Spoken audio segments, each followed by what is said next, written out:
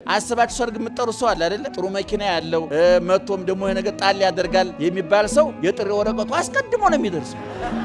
አንዳንድ ደግሞ አለ ቢመጣም ጥሩ ነው፣ ኧረ ቢቀርም ጥሩ ነው፣ ቢመጣ ይበላል እንጂ አይሰጥ ብለን የናቅናቸው ሰዎች አሉ። ለቅሷችሁም ላይ እንደው ለቅሶ መቅረቱ የሚያንገበግባችሁ ሰው አለ። አንዳንዱ ደግሞ እባክህ እንኳን ቀር ቢመጣም ምን ይሰራ ምናቸው ሰዎች አሉ። አስበን ሰርግ የማንጠራቸው ለቅሶ ቀሩ ብለን የማናማቸው ተራ የሚባሉ ሰዎች አሉ። ትኩረት የማንሰጣቸው በመልከኛ ያነሱ፣ በጤና ከኛ ያነሱ፣ በጎሳቸው ከኛ ያንሳሉ ብለን የምንገምታቸው ሰዎች አሉ። ፊት ነሳው ማለት ነው ማለት ከፍትፍቱ በሉስ እናቶቻችን ከፍትፍቱ ፊቱ እንግዲህ እንኳን አይነ ስውር ነኝ ግልግል ነው ፊቱን ደመናልጉ ቢያቀርብም ችግር የለብኝም። ግን አይን ያላችሁ ሰዎች አንዳንድ ሰው ምግብ እያቀረበ ፊቱ ጭፍግግ ያለ ልትበላብኝ ነው የሚል ሰው አለ። ፊቱ ላይ ፊቱም ይናገራል ልትበላው ነው አይደለም አቤት ይሄን ወጥ ጨርሰው ነው የንጀራል እሺ ብላ እስኪ የሚል አፉ ብላ የሚል ፊቱ ግን አቁም የሚል ሰው አለ አይደለም። የመቼም ሳይኮሎጂስቶችም ጽፈውታል የኔ መጽሐፍ ላይ ነው ያገኘ። አንዳንድ ሰው ደግሞ እጁ ላይ ሽሮ ይዞ ፊቱ ላይ ክትፎ የሚከተፍ ሰው አለ። ቁርጥ ፊቱ ላይ የሚነበብበት አረ ብላለኝ አረ አፈር ሰውን በተልናቶቻ ታውቃላችሁ አይደል? አፈር እኔ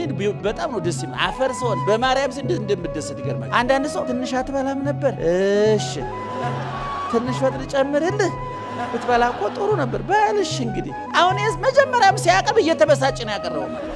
ድሮ በጎጃም ራስ ኃይሉ የሚባሉ ትልቅ እጅ ነበሩ ይባላል እና አንድ ባለሟል ነበራቸውና ባለሟላቸውን እንደው ምን ላድርግልህ አሉት። አይ ጌቶች ምንም አያደርጉልኝም። ለችሎት ሲቀመጡ መሳፍንቱ መኳንንቱ ዙሪያዎትን ከበው ህዝቡ እርሶን ሲያይ ይጥሩና ምንም ደህና ዋልክ ይበሉ በጆሮዬ ይበቃኛል ይሄ አላቸው አሉ። እሳቸው በደንብ አላስተዋሉትም።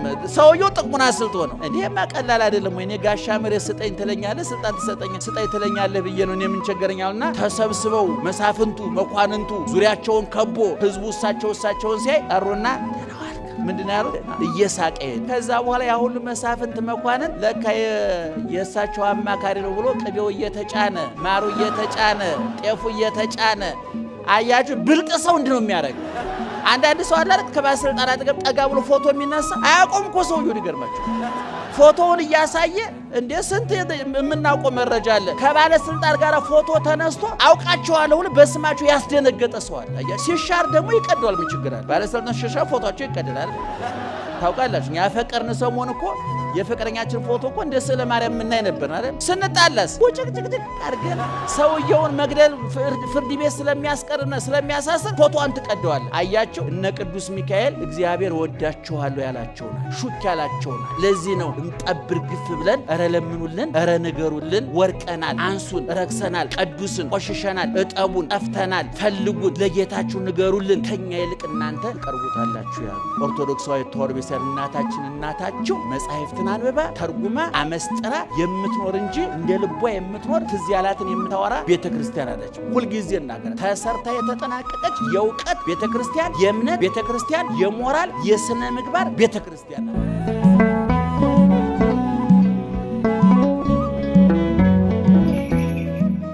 በስመ አብ ወወልድ ወመንፈስ ቅዱስ አሐዱ አምላክ አሜን።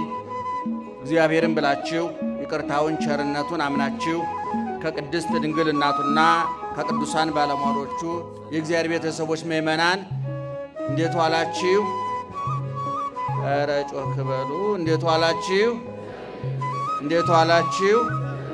በየጊዜው በየቦታው በየምክንያቱ የምንሰማውም የምንኖረውም ያላሳጣን ፈጥሮ የሚመግበን እየመገበ የሚያኖረን በምድራዊ በስጋዊ ኑሯችን ከእናት ከአባት በላይ የጠበቀን እንደ አይን ብሌን የተንከባከበን ለሰማያዊ ለዘላለማዊ ሕይወታችን በሞቱ በስቅለቱ በትንሣኤው በሞቱ በትንሣኤው በእርገቱ ዳግመኛም እመጣለሁ ብሎ በሰጠው ተስፋ ዘላለማዊና ሰማያዊ የተረጋገጠ ዋስትናና ማረጋገጫ የሰጠን የነበረ ያለና የሚኖር አባታችንም አምላካችንም እግዚአብሔር ስላደረገው በጎ ነገር እስከ ዛሬ ወደፊትም ሊያደርግልን ስላዘጋጀው መልካም ነገር ሁሉ ክብርና ምስጋና ይግባው።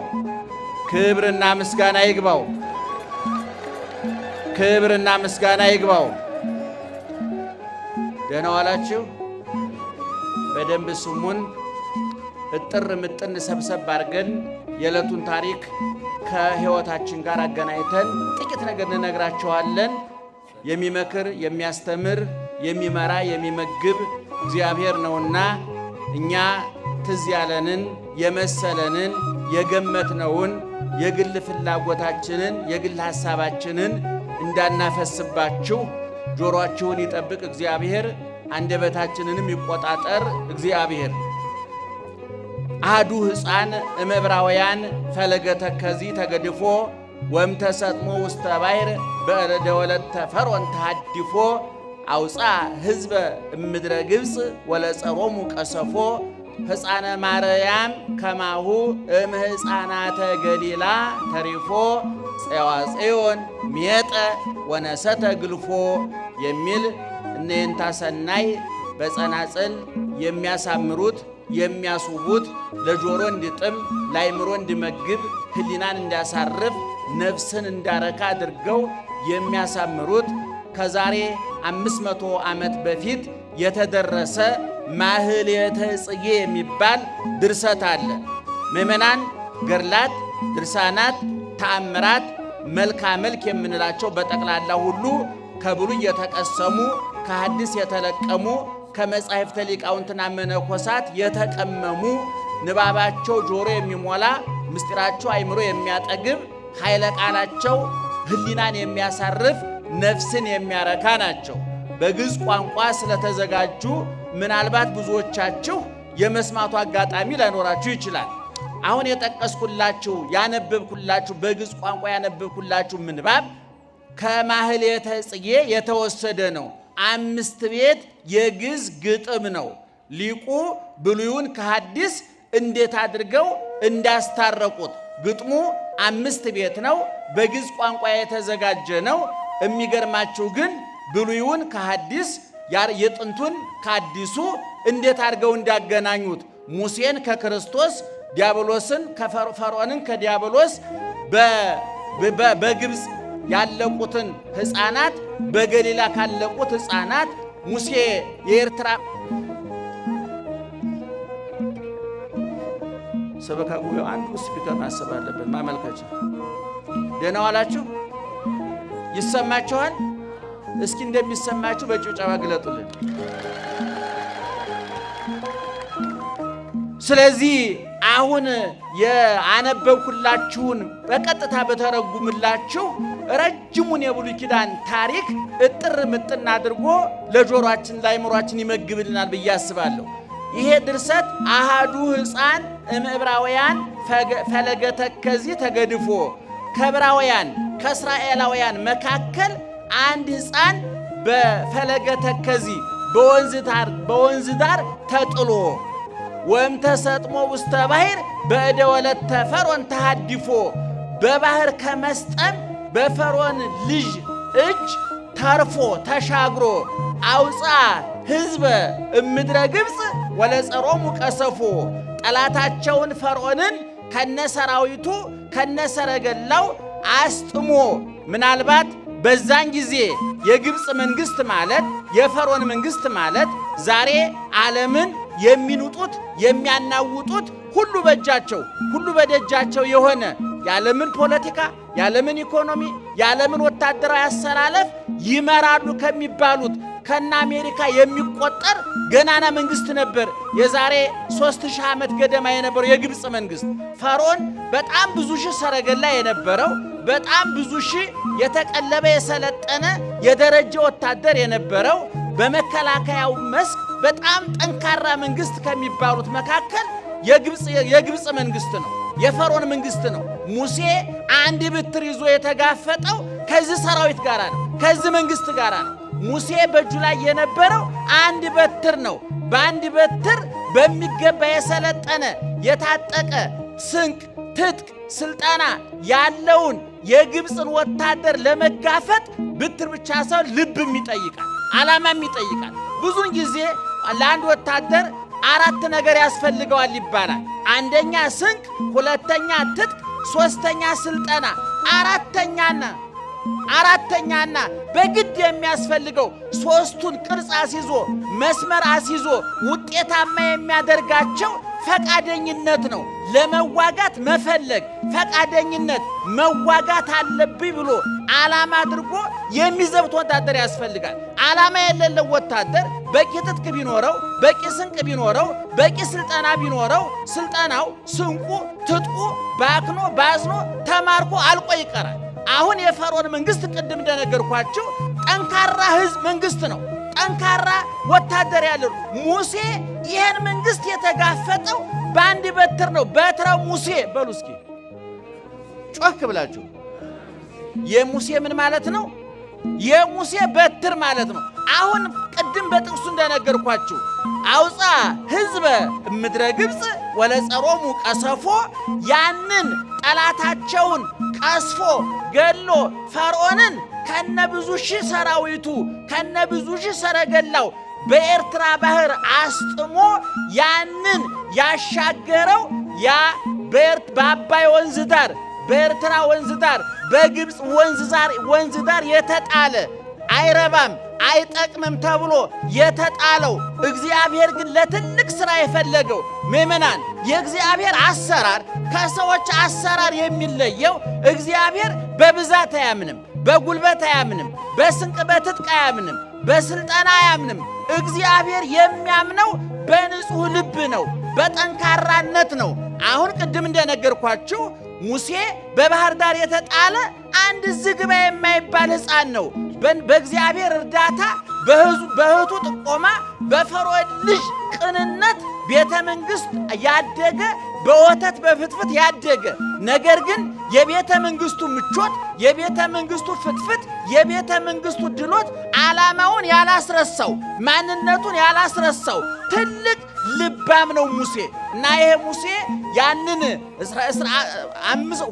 215 ዓመት የተረገጠ የተቀጠቀጠ የተሰቃየ ያነባ ያለቀሰ የጮኸ ሕዝብ በመከራ የማቀቀ የተሰቃየ፣ የሚገርማችሁ የመከራውን ጽናት ለማሳየት እስራኤላውያን በግብፅ የደረሰባቸው መከራ ለማሳየት ኖራ እያቦኩ ሲሚንቶ እያቦኩ ጡብ እየቀጠቀጡ ይሰሩ ነበር። ዛሬ ግብፃውያን የሚመጻደቁበት ግንባታ በእስራኤላውያን አቅም የተገኘ ነው። የሚገርማችሁ እስራኤል የምትባለው ሀገር በእግዚአብሔር መዳፍ ውስጥ ያለች ሀገር ናት። በእግዚአብሔር ጥበቃ ውስጥ ያለች ሀገር ናት። የሚገርመው ብሉይ ኪዳን ሐዲስ ኪዳን በጠቅላላ የፈለቀው ከዚች ምድር ነው። ነቢያት በጠቅላላ እስራኤላውያን ናቸው። ሐዋርያት በጠቅላላ እስራኤላውያን ናቸው። ድንግል ማርያም ከነ ልጇ እስራኤላዊት ናት። ይሄ ልዩ ጥበቃ የሚደረግለት፣ ልዩ እንክብካቤ የሚደረግለት፣ በጠባብ መሬት ሰፊ ልቡና የተሰጠው፣ በቁጥር ትንሽ በግን በዓላማ ብዙ የሆነ ዛሬ እስራኤል የዓለምን ውሃ ልክ አስከብሮ የሚኖረው ጠንካራ ሰራተኛ፣ ተመራማሪ፣ የእውቀት ምንጭ የሆነው ሕዝብ በእግዚአብሔር ጥበቃ የተደረገለት ሕዝብ ነው። ይህን ማመን ያስፈልጋል። እንዲያውም መጽሐፍ ቅዱስ ዓለምን እስራኤልና ዓለም ተብሎ ሁለት ቦታ ነው የሚከፈለው። የሚገርማችሁ ነገር ሁለት ቦታ ነው። ዓለምና እስራኤል፣ ሕዝብና አሕዛብ ማለት እኮ 10 ሚሊዮን የማይመሉ እስራኤላውያንና 7 ቢሊዮን የዓለም ሕዝብ ቁጥሩ እኩል ነው ይላል መጽሐፉ። ስለዚህ ይህ ሕዝብ በግብፅ ተረግጦ ተጨቁኖ አንብቶ ተሰቃይቶ ልጅ ሲወልዱ እናቶች ነፍሰ ጡሮቹ መሬት ጭቃ ሲረግጡ ምጣቸው ሲመጣ እዚያው ከጭቃው ጋር ልጆቻችሁ እርገጡ ተብሎ የተፈረደባቸው ሕዝቦች ናቸው። ይህን ሕዝብ ለማውጣት ነው ሙሴ የተላከው። ሙሴ ሲላክ በጉልበቱ፣ በቁመቱ፣ በጡንቻው፣ በደረሱ ስፋት፣ በጡንቻው ጥንካሬ የተመረጠ አይደለም። እግዚአብሔር ባልባሌ ነገር ትልቅ ሥራ መስራት ይችላል። በተናቀ ነገር ትልቅ ሥራ መስራት ይችላል። እግዚአብሔር በተናቀው እንጨት እኮ ተሰቅሎ ዓለምን አድኗል። በአህያ ተቀምጦ ቤተ መቅደስ ገብቷል። ከድሆቹ መንደር መርጦ ከድንግል ማርያም ተወልዷል። ሰዎች ቀንን ሲያደንቁ እግዚአብሔር በጨለማ ተወልዷል። እግዚአብሔር ሰዎች ለቤተ መንግሥት ሲጋደሉ እግዚአብሔር በበረት ተወልዷል። ሰዎች ለልብሳቸው ውበት ሲጨነቁ እግዚአብሔር ራቁቱን ተሰቅሏል። ሰዎች ለዳቦ ሲጋደሉ ሥጋውን ብሉልኝ ብሎ ሰጥቷል። ውሃ የዓለም መሠረታዊ ፍላጎት ነው እየተባለ በሚራኮቱበት ዓለም ውስጥ ደሜን ካልጠጣችሁ ውሃ ያረካችሁም ብሎ ሰጥቷል እግዚአብሔር። ከሰማይ ወርዶ ከቤተ መንግሥት ይልቅ በረትን መርጧል። ከቀን ይልቅ ሌሊትን መርጧል። ከሰረገላ ይልቅ አህያን መርጧል። ከሀብታሞቹ ልጆች ይልቅ ድሃዋን መርጦ ከድሃዋ ተወልዶ እኛን የነፍስ ባለጸጎች አድርጎናል። ደህና አደራችሁ?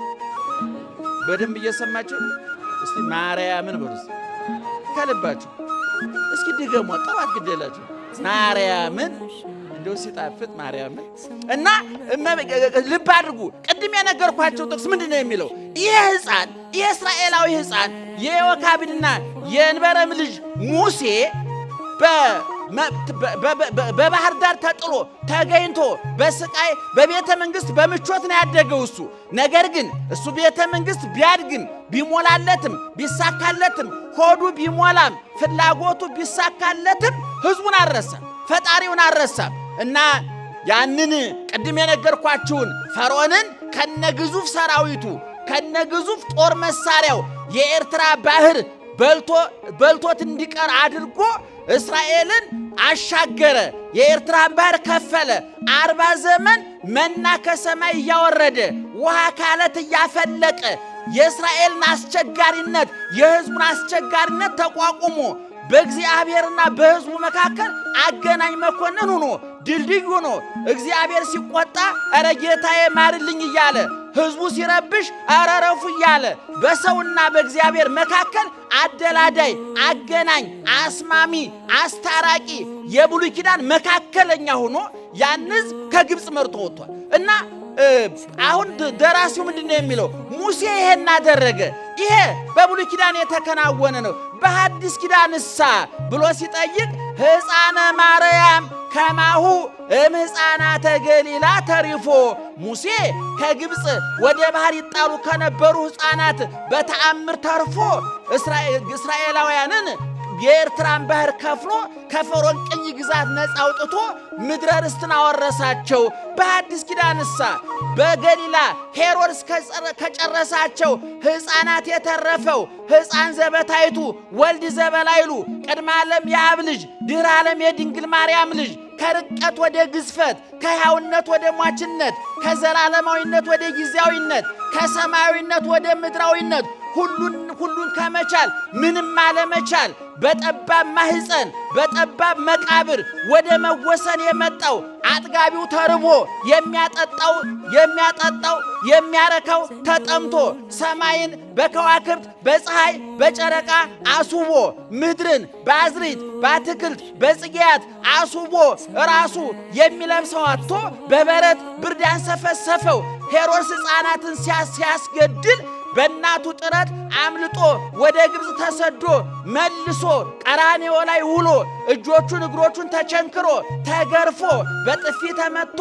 ምራቅ ተተፍቶበት ሐሞት ኮምጣጤ ጠጥቶ የሾሃል ተደፍቶበት ተሙቶ ተገንዞ ተቀብሮ ተነስቶ አርጎ ዛሬ በክብር ያለው የሐዲስ ኪዳኑ የኃጢአታችን ባህር የከፈለ የጥሉን ግድግዳ ያፈረሰ ሙሴ በበትሩ የኤርትራን ነሳ ሙሴ በትረ ጸለየ ዋማይተበ ውቱኬ ባሪያ መስቀል ላሉ ነንታሰነ ሲጸነጽሉ ሙሴ የኤርትራን ባህር የከፈለበት መስቀል የሐዲስ ኪዳን በትር የሐዲስ ኪዳኑ የክርስቶስ መስቀል ምሳሌ ነው። የኤርትራ ባህር የኃጢአት ምሳሌ ነው። ፈርዖን የዲያብሎስ ምሳሌ ነው።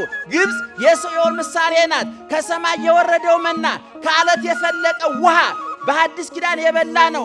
አነው ህብስተ ሕይወት ከሰማይ የወረደ ቢበላ የማይጠገብ የማይሻግት የማይበላሽ ጥንት የተበላ አሁን እየተበላ ያለ ለዘላለም ሲበላ ሲጠጣ የሚኖር የነፍስን ረሃብ የቆረጠ የነፍስን ውሃ ጥም የቆረጠ እርቃናችን የሸፈነ ወደ ቀደመ ቦታችን የመለሰን የሐዲስ ኪዳኑ ደግሞ ሙሴ ኢየሱስ ክርስቶስ።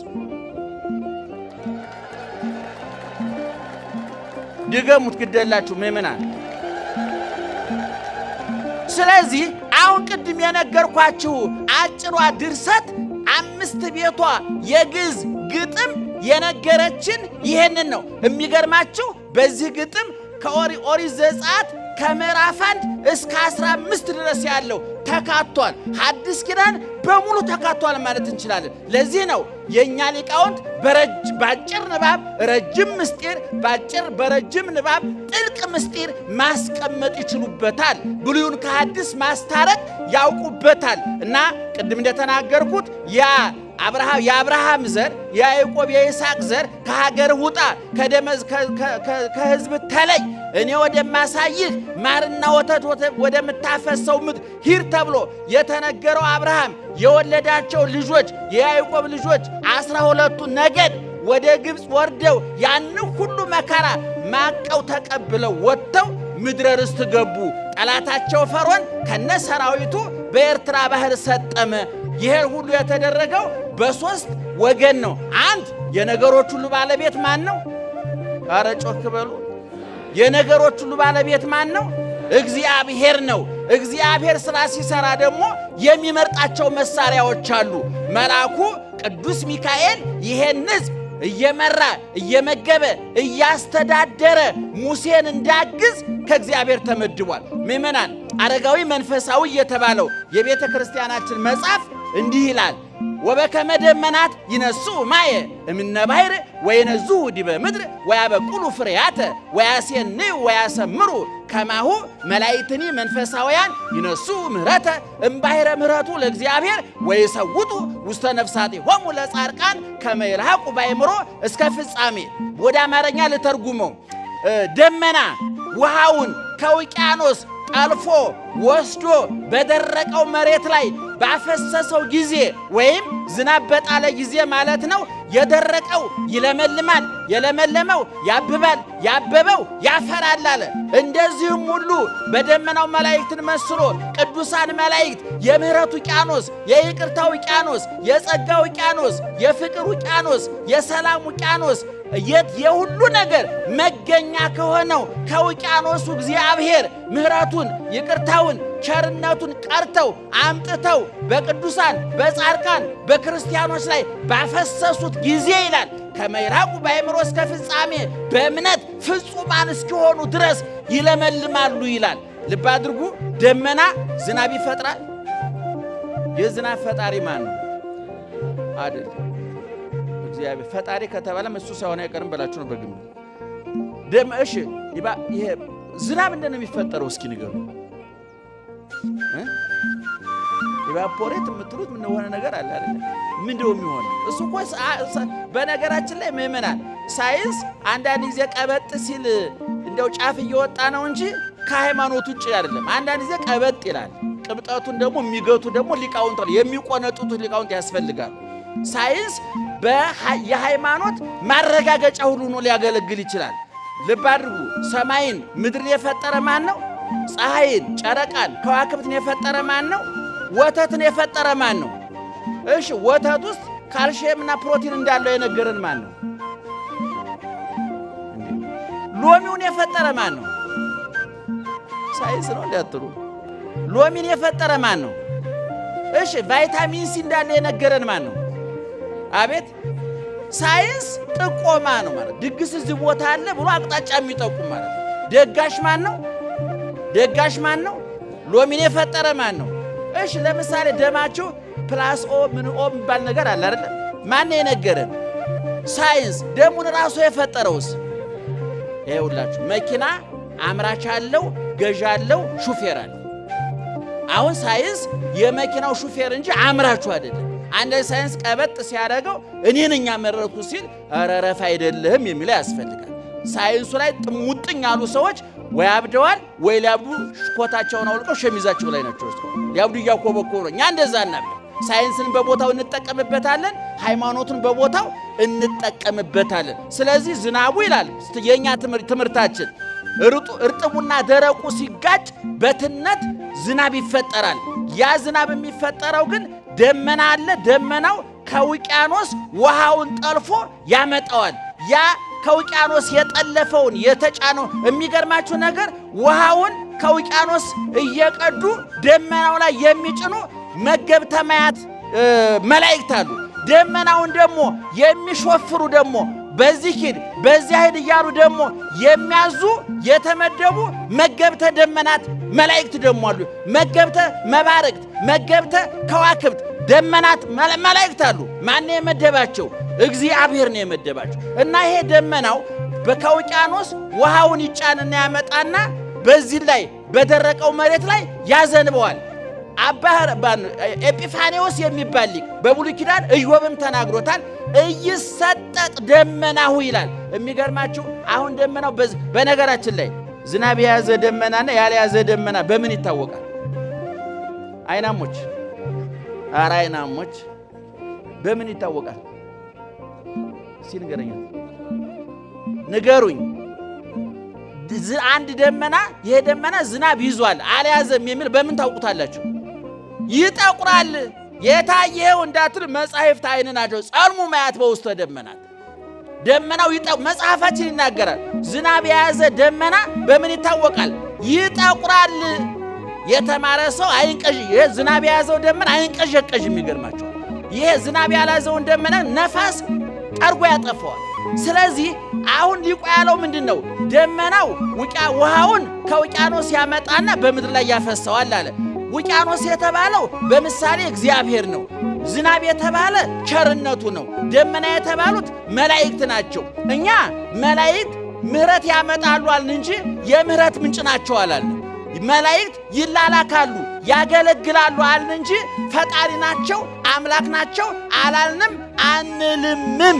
ስለዚህ እነ ቅዱስ ገብርኤል፣ እነ ቅዱስ ሚካኤል፣ እነ ቅዱስ ሩፋኤል ሌሎቹም ኃያላን ረቂቃን ሰማያውያን የማይራቡ የማይጠሙ የማይተኙ የማያንቀላፉ የማይታመሙ የማያገቡ የማይፈቱ የማይነግዱ የማይከስሩ የተሾሙ የማይሻሩ ሰማያዊ አባታቸው እግዚአብሔር ያነገሳቸው ያከበራቸው የሾማቸው እኛን ለማገልገል የመደባቸው ቅዱሳን መላእክት እኛን ይረዳሉ። ለዚህ ነው በዚህ በዘጸአት 23 ላይ ይሰማችኋል። በዘጸአት 23 ላይ ሙሴ ሲናገር ይላል እኔ ወደ ማሳይ ምድር መርቶ ያደርስህ ዘንድ መላኬን በፊትህ ልካለው ይላል። ስሜ በላዩ ላይ ነውና እንዳታስቆጣው ተጠንቀቅ ይላል። ስሜ የሚለው ማን ነው? እግዚአብሔር። በማን ላይ ነው ስሙ ያለው? በሚካኤል በገብርኤል ላይ። ሚካ ጨርሱት። ሚካ፣ ገብር፣ ሩፋ፣ ራጉ፣ ሳቁ፣ ፋኑ፣ ኤል የሚለው መላእክት ወላጅ አባታቸው እግዚአብሔር ነው። ለምሳሌ በኔ ስም መጨረሻ ላይ የአባቴ ስም ነው ያለው። ለምሳሌ አንድ ሰው ስሙ አበበ ቢሆን የአባቱ ስም ከበደ ሊሆን ወላጁ። ቅዱሳን መላእክት ግን አባት የላቸውምና መጠሪያ ስማቸው የአባታቸው ማን ነው? እግዚአብሔር ነው። ሚካኤል፣ ገብርኤል፣ ሩፋኤል፣ ፋኑኤል፣ ሳቁኤል እየተባሉ ይጠሩበታል። እና አንድን መልአክ ስሜ ልባ መጽሐፍ ቅዱስ ነው የሚለው ምእመናን ስሜ በላዩ ላይ ነውና መልአኩን እንዳታስቆጣው ተጠንቀቅ ይላል። ኦሪት ዘጸአት ምዕራፍ 23 ቁጥር ያን ቤታችሁ ገብታችሁ አንዱ። መዝሙረ ዳዊት ደግሞ መዝሙር 90 በቅንፍ 90 ከቁጥር 8 ጀምሮ ደግሞ እንዲህ ተብሏል። ይቀርብ እኩይ ሀቤከ ክፉ ወደ አንተ አይቀርብም፣ ወይበው መቅሰፍት ቤተከ መቅሰፍት ወደ ቤታ አይገባም። ለምን? እስመ ለመላእክቲሁ ይእዝዞሙ በእንቲአከ መላእክቱን ስላንተ ምን ያደርጋቸዋል? ያዛቸዋልና። ከመይቀቡከ በኩሉ ፍናዊከ በመንገድ ሁሉ ይጠብቁ ዘንድ ወበእዴሆሙ ያነስኡከ በእጆቻቸውም ከወደክበት ያነሱ ዘንድ ያነሱሃል። ከመይትተአቀፍ በእብን እግርህ እንዳትሰነካከል መላእክቱን ስላንተ ያዛቸዋልና መቅሰፍት ወደ አንተ አይገባም፣ ወደ አንተ አይቀርብም፣ ክፉ ወደ አንተ አይቀርብም፣ መቅሰፍትም ወደ አንተ አይገባም ተብሏል። ስለዚህ ቅዱስ ሚካኤል በብሉይ ኪዳን የተጠቀሰው መልአክ ቅዱስ ሚካኤል ነው፣ ሙሴን ያገዘ። እንግዲህ ልብ አድርጉ። እስራኤላውያን ከግብፅ ወጥተው ወደ ምድረ ርስት ወደ ሀገራቸው እንዲገቡ ዋናው እግዚአብሔር ነው፣ ቀጥሎ ቅዱስ ሚካኤል ነው፣ ቀጥሎ ሙሴ ነው። እነዚህ ሶስት አካላት ናቸው ለእስራኤላውያን መዳን፣ ለፈርዖን ለግፈኞች መውደቅ፣ ለተገፉት መነሳት፣ ለጥጋበኞች ውድቀት፣ ለረሃብተኞች መጥገብ ምንጭ ሆነው አንደኛ እግዚአብሔር ነው፣ ሁለተኛ እግዚአብሔር ላከው ቅዱስ ሚካኤል ነው፣ ሶስተኛ ሙሴ እግዚአብሔርንም መልአኩንም የሚያከብረው ሙሴ ነው ማለት ነው። ስለዚህ የዛሬው በዓል ግፍ የት እንደሚያደርስ የታየበት በዓል ነው። ትዕቢተኞች ከበሉ የማይረባቸው የሚመስላቸው፣ ከተሾሙ የማይሻሩ የሚመስላቸው፣ ካገኙ የማያጡ የሚመስላቸው፣ ጤንነት በበሽታ ረሃብ በጥጋብ በረሃብ ጤንነት በበሽታ ሹመት በሽረት እንደሚተካ የማያውቁ ከፍ ብለው ወደ መሬት መውደድ እንደሌለ ለሚሰማቸው በዓለም ዙሪያ ላሉ በየንግዱ በየፖለቲካው በየሃይማኖቱ በየትዳሩ ያሉ ሆር ሰጥቶ ጭንቅላት የነሳቸው ኪሳቸው በገንዘብ ሞልቶ ነፍሳቸው ከቁም ነገር የተራቆተች እንደ ሰው ተፈጥረው እንደ እንስሳት የሚኖሩ ከዚህ በፊት ተናግሬዋለሁ። ሊቁ ሲናገር ሰው ሲበላሽ አመጋገቡን ከእንስሳ ጠባዩን ከአራዊት ስዕሉን ከእግዚአብሔር ይወስድና ሲም ካርድ የሌለው ቀፎ ይሆናል። ደህና አደራችሁ ሰደብከን እያላችሁ ነው እናንተ ግደል ቤታችሁ ላይ ትበሳጫላችሁ። አሁን ተው ደህና ዋላችሁ። ስለዚህ ምእመናን ፈርዖን ትዕቢተኛ ነበር። እግዚአብሔርን አላውቀውም ብሎ ነበረ። ያ አላውቅም ያለው ፈርዖን ዛሬ የለም። አላውቀውም የተባለው እግዚአብሔር ዛሬም አለ።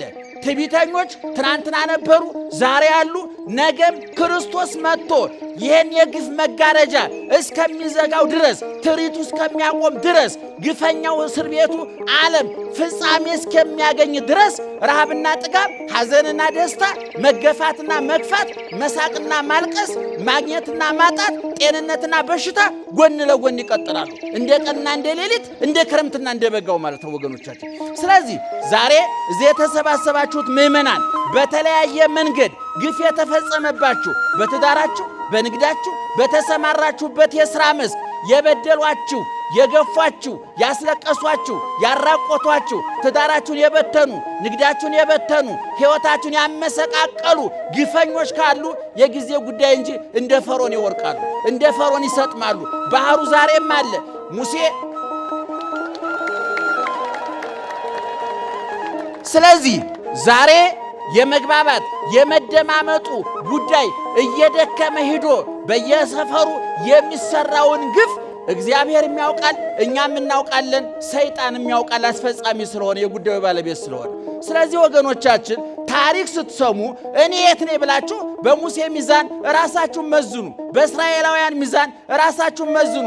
ገፊ ነኝ፣ ተገፊ ነኝ፣ አልቃሽ ነኝ፣ አስለቃሽ ነኝ፣ ደብዳቢ ነኝ፣ ተደብዳቢ ነኝ፣ አፈናቃይ ነኝ፣ ተፈናቃይ ነኝ፣ አሰዳጅ ነኝ፣ ተሰዳጅ ነኝ ብላችሁ ራሳችሁን መድቡ።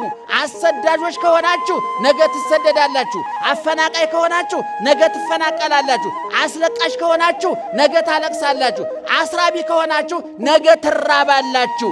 ይሄ ጊዜ የሚመሸው የሚነጋው ቀን የሚፈራረቀው እግዚአብሔር ሥራ ለመስራት እንዲመቸው ነው እንጂ ቀን ሁል ጊዜ ቀን ፀሐይ ወጥቶ ፀሐይ ይገባል፣ ቀን ሄዶ ቀን ሌሊት ይመጣል። ስለዚህ በኦርቶዶክሳዊ ተዋሕዶ ቤተክርስቲያን የምታስተምረው ሁሉ ልኩን መጠኑን አልፎ ከመጠን ያለፈ መከራ እንዳይኖር፣ ከመጠን ያለፈ ግፍ እንዳይኖር፣ ሕዝብ ከሕዝብ ሕዝብ ከመንግስት ተግባብቶ አሰሪ ከሰራተኛ ባል ከሚስቱ ተግባብቶ እንዲኖር ነው መጽሐፍ ቅዱስ የሚነግረን ወገኖቻችን። ስለዚህ ይህንን ታሪክ ስትሰሙ እኔ የቱ ጋር ነኝ ብለው መለካት አለባቸው። በንግድ የተሰማራችሁ፣ በፖለቲካ የተሰማራችሁ፣ በሃይማኖት መድረክ ላይ የተሰማራን በተለያየ ቦታ ያለን ሰዎች በፈርዖን ቦታ ነው ያለሁት፣ በሙሴ ቦታ ነው፣ በእስራኤላውያን ቦታ ነው ያለሁት፣ በግብፃውያን ቦታ ነው ብለን ራሳችን መጠየቅ አለብን። ይሄን ጠይቀን ለዚህ የምናገኘው መልስ ለውርቀታችንም ሆነ ለትንሣኤያችን መነሻ ይሆናል ማለት ነው። ስለዚህ ዛሬ ታላቁ መልአክ ቅዱስ ሚካኤል የሚከበርበት ቀን ነው። ምእመናን ለእያንዳንዳችን ጠባቂ መልአክ አለን። ይክበር ይመስገን እግዚአብሔር። በማቴዎስ ወንጌል ምዕራፍ 18 ቁጥር 10 ላይ እንዲህ ተብሎ ተጽፏል። ውቁ ይታስተሐቅር ወሙ ለአሐዱ እምእሉ ንዑሳን፣ ከነዚህ ከታናናሾቹ አንዱን እንኳን እንዳትንቁ ተጠንቀቁ። ከነማን? ከታናናሾቹ። ምን አይነት ታናሽ? የጤና ታናሽ፣ የገንዘብ ታናሽ፣ የመልክ ታናሽ፣ የስልጣን ታናሽ፣ በብዙ ነገር ከኛ ያንሳሉ ብለን እምንንቃቸው ሰዎች አሉ። አስበን ሰርግ የማንጠራቸው፣ ለቅሶ ቀሩ ብለን የማናማቸው። ደህና ዋላችሁ። አስባችሁ ሰርግ የምትጠሩ ሰው አለ አይደለ? ጥሩ መኪና ያለው መቶም ደግሞ የነገ ጣል ያደርጋል የሚባል ሰው የጥሪ ወረቀቱ አስቀድሞ ነው የሚደርሰው። አንዳንድ ደግሞ አለ ቢመጣም ጥሩ ነው፣ ኧረ ቢቀርም ጥሩ ነው፣ ቢመጣ ይበላል እንጂ አይሰጥ ብለን የናቅናቸው ሰዎች አሉ። ለቅሷችሁም ላይ እንደው ለቅሶ መቅረቱ የሚያንገበግባችሁ ሰው አለ። አንዳንዱ ደግሞ እባክህ እንኳን ቀረ ቢመጣም ምን ይሰራ ምናቸው ሰዎች አሉ። አስበን ሰርግ የማንጠራቸው ለቅሶ ቀሩ ብለን የማናማቸው ተራ የሚባሉ ሰዎች አሉ። ትኩረት የማንሰጣቸው በመልከኛ ያነሱ፣ በጤና ከኛ ያነሱ፣ በጎሳቸው ከኛ ያንሳሉ ብለን የምንገምታቸው ሰዎች አሉ። እነዚህን ሰዎች እንዳትንቁ አለ ጌታ በማቴዎስ ወንጌል ላይ ተጠንቀቁ። ለምን እብለክሙ ከመ መላእክቲሆሙ ወትረ ይሬኡ ላዌ ገጾ ላዌ ዘበሰማያት መልአኮቻቸው ይላል። የነማን መልአክ? የነማን? የትንንሾቹ እናንተ የናቃችኋቸው ያጠቃችኋቸው ትኩረት የነፈጋችኋቸው ሰዎች መላእክቶቻቸው መልአኮቻቸው በሰማይ የአባቴን ፊት ያያሉና። ፊት ነሳው ማለት ነው ማለት ነው። ከፍትፍቱ በሉ እስቲ እናቶቻችን ከፍትፍቱ ፊቱ እና እንግዲህ እንኳን አይነ ስውር ነኝ ግልግል ነው ፊቱም ደመና ቢያቀርብም ችግር የለብኝም። ግን አይን ያላችሁ ሰዎች አንዳንድ ሰው ምግብ እያቀረበ ፊቱ ጭፍግግ ያለ ልትበላብኝ ነው የሚል ሰው አለ። ፊቱ ላይ ፊቱም ይናገራል ልትበላው ነው አይደለም? አቤት ይሄን ወጥ ጨርሰው የእንጀራ እሺ ብላ እስኪ የሚል አፉ ብላ የሚል ፊቱ ግን አቁም የሚል ሰው አለ አይደለም? የመቼም ሳይኮሎጂስቶችም ጽፈውታል። የኔ መጽሐፍ ላይ ነው ያገኘው። አንዳንድ ሰው ደግሞ እጁ ላይ ሽሮ ይዞ ፊቱ ላይ ክትፎ የሚከተፍ ሰው አለ። ቁርጥ ፊቱ ላይ የሚነበብበት አረ ብላለኝ አረ አፈር ሰውን በተለይ እናቶቻ ታውቃላችሁ አይደል? አፈር እኔ በጣም ነው ደስ ይላል። አፈር ሰውን በማርያም ስንት እንደምደሰት ይገርማችሁ። አንዳንድ ሰው ትንሽ አትበላም ነበር? እሺ ትንሽ ወጥ ልጨምርልህ ብትበላ እኮ ጥሩ ነበር። በልሽ እንግዲህ አሁን መጀመሪያም ሲያቀርብ እየተበሳጭ ነው ያቀረበው ማለት አያችሁ። መላእክት በሰማይ የማንን ፊት ያሉ አለ? የእግዚአብሔርን ፊት ያሉ። ቅዱስ ገብርኤል ወደ ዘካርያስ ተልኮ ሲመጣ አንተ ማነህ ሲባል ምን አለ? አነ ውእቱ ገብርኤል ዘእቀውም ቅድመ እግዚአብሔር። በእግዚአብሔር ፊት የሚቆመው ማነኝ አለ? ገብርኤል ነኝ። በማን ፊት የሚቆመው? ፊቱን እግዚአብሔር ፊቱን ያላዞረበት ዲያብሎስ በእግዚአብሔር ፊት ፊቱን አዙሮበታል። ክፉ ሰዎች በእግዚአብሔር ፊት አይቆሙ። ፊታቸውን አያችሁ። ቅዱስ ሚካኤል፣ ቅዱስ ገብርኤል በማን ፊት ነው የሚቆሙት? በእግዚአብሔር ፊት ይቆማሉ። ስለዚህ እሱ ፊት ከቆም ባለሟል ናቸው ማለት። ንጉሱ ፊት ለመቅረብ ቀላል ነገር ነው እንዴ? ድሮ በጎጃም ራስ ኃይሉ የሚባሉ ትልቅ ገዥ ነበሩ ይባላል እና አንድ ባለሟል ነበራቸውና ባለሟላቸውን እንደው ምን ላድርግልህ አሉት። አይ ጌቶች ምንም አያደርጉልኝም። ለችሎት ሲቀመጡ መሳፍንቱ መኳንንቱ ዙሪያዎትን ከበው ህዝቡ እርሶን ሲያይ ይጥሩና ምንም ደህና ዋልክ ይበሉ በጆሮዬ ይበቃኛል አላቸው አሉ። እሳቸው በደንብ አላስተዋሉትም። ሰውየው ጥቅሙን አስልቶ ነው። እኔማ ቀላል አይደለም ወይ? እኔ ጋሻ መሬት ስጠኝ ትለኛለህ፣ ስልጣን ስጠኝ ትለኛለህ ብዬ ነው እኔ ምን ቸገረኛልና። ተሰብስበው መሳፍንቱ መኳንንቱ ዙሪያቸውን ከቦ ህዝቡ እሳቸውን ሲያይ ጠሩና ደህና ዋልክ ምንድን ነው ያሉት? እየሳቀ ሄደ። ከዛ በኋላ ያ ሁሉ መሳፍንት መኳንንት ለካ የእሳቸው አማካሪ ነው ብሎ ቅቤው እየተጫነ ማሩ እየተጫነ ጤፉ እየተጫነ አያችሁ። ብልጥ ሰው እንዲህ ነው የሚያደርገው። አንዳንድ ሰው አለ አይደል ከባለስልጣናት አጠገብ ጠጋ ብሎ ፎቶ የሚነሳ አያቆም እኮ ሰውየው ይገርማቸው። ፎቶውን እያሳየ እንደ ስንት የምናውቀው መረጃ አለ። ከባለስልጣን ጋር ፎቶ ተነስቶ አውቃቸዋለሁ ብሎ በስማቸው ያስደነገጠ ሰው አለ። አያችሁ። ሲሻር ደግሞ ይቀደዋል። ምን ችግር አለ? ባለስልጣን ሲሻር ፎቶአቸው ይቀደዳል። ታውቃላችሁ። ያፈቀርን ሰሞን እኮ የፍቅረኛችን ፎቶ እኮ እንደ ስለ ማርያም የምናይ ነበር አይደል? ስንጣላስ ወጭቅጭቅጭቅ አድርገን ሰውየውን መግደል ፍርድ ቤት ስለሚያስቀርና ስለሚያሳስር ፎቶዋን ትቀደዋለን። አያችሁ። እነ ቅዱስ ሚካኤል እግዚአብሔር ወዳችኋለሁ ያላቸው ናቸው፣ ሹክ ያላቸው ናቸው። ለዚህ ነው ጠብር ግፍ ብለን እረ ለምኑልን፣ እረ ንገሩልን፣ ወርቀናል፣ አንሱን፣ ረክሰናል፣ ቀዱስን፣ ቆሽሸናል፣ እጠቡን፣ ጠፍተናል፣ ፈልጉን፣ ለጌታችሁ ንገሩልን፣ ከኛ ይልቅ እናንተ ትቀርቡታላችሁ ያሉ እና ምእመናን ኦርቶዶክሳዊ ተዋሕዶ ቤተክርስቲያን እናታችሁ መጻሕፍትን አንብባ ተርጉማ አመስጥራ የምትኖር እንጂ እንደ ልቧ የምትኖር ትዝ ያላትን የምታወራ ቤተክርስቲያን አለች። ሁል ጊዜ እናገር ተሰርታ የተጠናቀቀች የእውቀት ቤተክርስቲያን፣ የእምነት ቤተክርስቲያን፣ የሞራል የሥነ ምግባር ቤተክርስቲያን ናት። ንጉሱን ከነሰራዊቱ የምታከብር፣ ዳቦውን ከነመሶቡ የምታከብር። ዳቦ ክርስቶስ ከሰማይ የወረደ እንጀራ ነው። ይሄ ዳቦ የተጋገረባት ምጣድ መሶብ ደግሞ ድንግል ማርያም ናት። ደመናው ድንግል ማርያም ናት። ዝናቡ ክርስቶስ ነው። አበባ ድንግል ማርያም ናት። ፍሬ ክርስቶስ ነው። ግንዱ ክርስቶስ ነው። ቅርንጫፎቹ ሐዋርያት ናቸው። እነ ቅዱስ ሚካኤል ናቸው። እኔ የወይን ግንድ ነኝ አለና እናንተ ምንድናችሁ አለ? ቅርንጫፍ ናችሁ አለ። ቅርንጫፍ ተቆርጦ ሲወጥ ምን ይባላል? ጭራሮ ይባላል። ጭራሮ ይነዳል፣ አመድ ይሆናል። እነ ይሁዳ፣ እነ ንስጥሮስ፣ እነ መቅዶኒዎስ፣ እነ አሬዎስ ረዘሜ ነው